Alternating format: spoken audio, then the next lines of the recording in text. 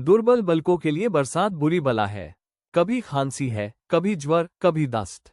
जब हवा में ही शीत भरी हो तो कोई कहाँ तक बचाए। माधवी एक दिन अपने घर चली गई थी। बच्चा रोने लगा तो माँ ने एक नौकर को दिया, इसे बाहर बहला ला। नौकर ने बाहर ले जाकर हरी हरी घास पर बैठा दिया। पानी बरस कर निकल गया था। भूमि गीली हो रही थी, कहीं कहीं पानी भी जमा हो गया था। बालक को पानी में छपके लगाने से ज्यादा प्यारा और कौन खेल हो सकता है। खूब प्रेम से उमंग उमंग कर पानी में लौटने लगा। नौकर बैठा और आदमियों के साथ गपशप करता घंटों गुजर गए। बच्चे ने खूब सर्दी खाए। घर आया तो उसकी नाक बह रही थी। रात को माधवी ने आकर देखा तो बच्चा खांस रहा था। आधी रात के करीब उसके गले से खुरखुर की आवाज निकलने लगी। माधवी का कलेजा सन से हो गया। स्वामिनी को जगाकर बोली, देखो तो बच्चे को क्या हो गया है। क्या सर्दी वर्दी तो नहीं लग गई? हाँ, सर्दी ही मालूम होती है। स्वामिनी हकबका कर उठ बैठी और बालक की खुरखराहट सुनी तो पांव तले जमीन निकल गई। ये भन्यकर आवाज उसने कई बार सुनी थी और उसे खूब पहचानती थी। व्यग्र होकर बोली, जरा आग जलाओ। थोड़ा सा तंग आ गई। आज कहार जरा देर के लिए बाहर ले गया था, उसी ने सर्दी में छोड़ दिया होगा। सारी रात दोनों बालक को सेंकती रही। किसी तरह सवेरा हुआ। मिस्टर बागची को खबर मिली तो सीधे डॉक्टर के यहाँ दौड़े। खैरियत इतनी थी कि जल्द एहतियात की गई। 3 दिन में अच्छा हो गया, लेकिन इतना दुर्बल हो गया था कि उसे देखकर डर लगता था। सच पूछो तो माधवी की तपस्या ने बालक को बचाया। माता पिता सो जाता, किंतु माधवी की आंखों में नींद न थी। खाना पीना तक भूल गई। देवताओं की मनौतियां करती थी, बच्चे की बलाएं लेती थी, बिल्कुल पागल हो गई थी। यह वही माधवी है जो अपने सर्वनाश का बदला लेने आई थी। अपकार की जगह उपकार कर रही थी। विष पिलाने आई थी, सुधा पिला रही थी। मनुष्य में देवता कितना प्रबल है। प्रातः काल का समय था। मिस्टर बागची शिशु के झूले के पास बैठे हुए थे। स्त्री के सिर में पीड़ा हो रही थी।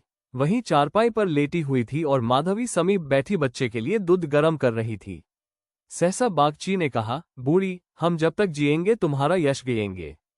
तुमने बच्चे को जिला लिया। स्त्री ये देवी बनकर हमारा कष्ट निवारण करने के लिए आ गई।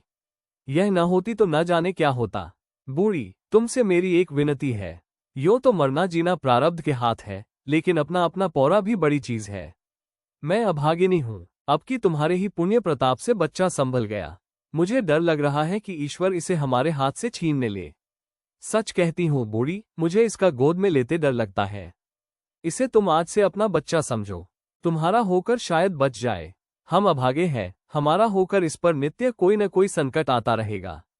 आज से तुम इसकी माता हो जा। तुम इसे अपने घर ले जाओ, जहां चाहे ले जाओ। तुम्हारी गोद में देर मुझे फिर कोई चिंता न रहेगी। वास्तव में तुम ही इसकी माता हो, मैं तो राक्षसी हूँ। माधवी, बहू जी, भगवान सब कुशल करेंगे। क्यों जी इतना छोटा करती हो? मिस्टर बागची, नहीं नहीं बूढ़ी माता, इसमें कोई हर्ज नहीं है। मैं मस्तिष्क से तो इन बातों को धकोसला ही समझता हूँ, लेकिन हृदय से इन्हें दूर नहीं कर सकता। मुझे स्वयं मेरी माता जी ने एक धाबिन के हाथ बेच दिया था। मेरे 3 भाई मर चुके थे। मैं जो बच गया तो माँ बाप ने समझा बेचने से ही इसकी जान बच गई। तुम इस शिशु को पालो पासो, इसे अपना पुत्र समझो। खर्च हम बराबर देते रहेंगे, इसकी कोई चिंता मत करना। कभी कभी जब हमारा जी चाहेगा आकर देख लिया करेंगे। हमें विश्वास है कि तुम इसकी रक्षा हम लोगों से कहीं अच्छी तरह कर सकती हो। मैं कुकर्मी हूँ, जिस पेशे में हूँ उसमें कुकर्म किए बगैर काम नहीं चल सकता। झूठी शहादतें बनानी ही पड़ती है, निरपराधों को फंसाना ही पड़ता है। आत्मा इतनी दुर्बल हो गई है कि प्रलोभन में पड़ ही जाता हूँ। जानता ही हो कि बुराई का फल बुरा ही होता है, पर परिस्थिति से मजबूर हूँ। अगर न करूं तो आज नालायक बनाकर निकाल दिया जाऊं। अंग्रेज हजारों भूले करें, कोई नहीं पूछता।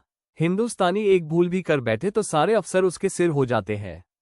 हिंदुस्तानियत को दोष मिटाने के लिए कितनी ही ऐसी बातें करनी पड़ती है जिनका अंग्रेज के दिल में कभी ख्याल ही नहीं पैदा हो सकता। तो बोलो, स्वीकार करती हो?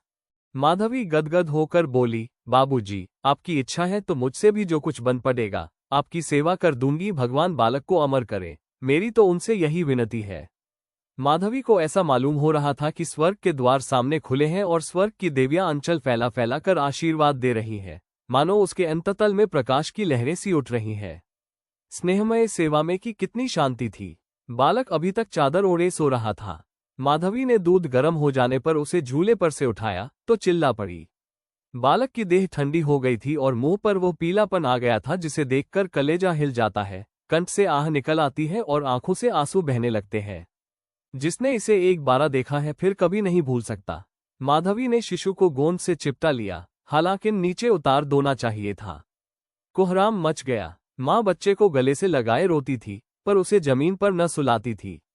क्या बातें हो रही थी और क्या हो गया। मौत को धोखा देने में आनंद आता है। वो उस वक्त कभी नहीं आती जब लोग उसकी राह देखते होते हैं।